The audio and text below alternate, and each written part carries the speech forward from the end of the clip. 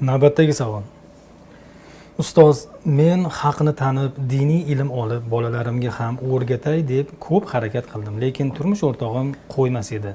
Oxiri ajrashdik. Hozir bolalarim otasida. Menga ularni bermayapti. Juda ko'p yalindim. Bolalarni bering, ularga Qur'on o'rgataylik deb. Hammaga meni vahobiy diniy oqimlarga qo'shilgan deb yuribdi.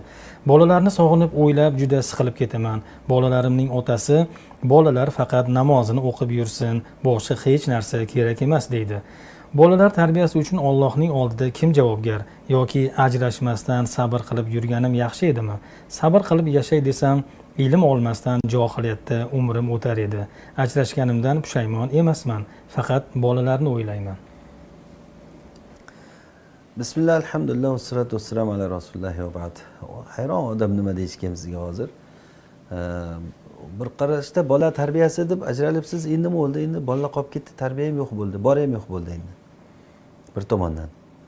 Bir tomondan ajrashganimga pushaymon emasman deyapsiz.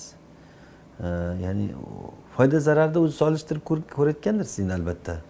Lekin hech qachon bu holatda men nasihat bermasdim, ya'ni ajraling deb. Chunki eringiz yaxshi odamligi masalan ko'rinib turibdi, namoz o'qisa bo'ldi deyapti-yu, masalan, namoz ham o'qimasin degan yo'q. Ayol kishi erini yo'lga solsa bo'ladi. Ya'ni erni er qiladigan ham xotin, qaro er qiladigan ham xotin bekorga aytilmagan bizda. O'sha xizmatini qilib, ko'nglidan chiqib, bolalarni ham bir tarbiyalab qanday chaqqonroq bo'lsa, ayol kishi bo'lar endi. Bilmadim, endi agar eringizni xulqi, masalan, uni qanchalik o'zini nimasida mustahkamligi va dinga yondashishi qanaqaligi bizga noma'lum, sizga ma'lum.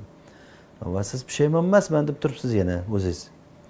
Unchalik bo'layotgan bo'lsa o'zingiz bilasiz, ya'ni bir narsa deya olmaymiz. Bu masala ikki tomonni ko'rib, erni holatini bilgandan keyin fatvo berilayotgan va bir nasihat berilayotgan holat.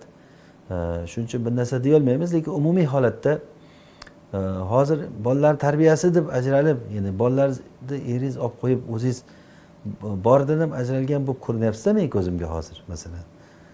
O'sha hamma bor, bolalar boshida ona bo'lib turganingizda tarbiyasi boshqacharoq bo'ladi. Endi ular boshqa onani qo'lida tarbiya topadimi endi?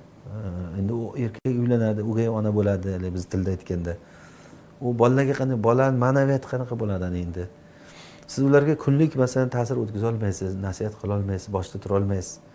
O'sha narsalarda o'ziga eshigini yopib qo'ydingiz-da hozir. Bu sizga hasrat bo'lsin deb aytmayapman. Lekin siz o'zingiz aytyapsiz, men pushaymon emasman deb. Endi qarang, foyda zarar solishtirib ko'ring. Hozir bu holatdan kelib men bir narsa deya olmayman.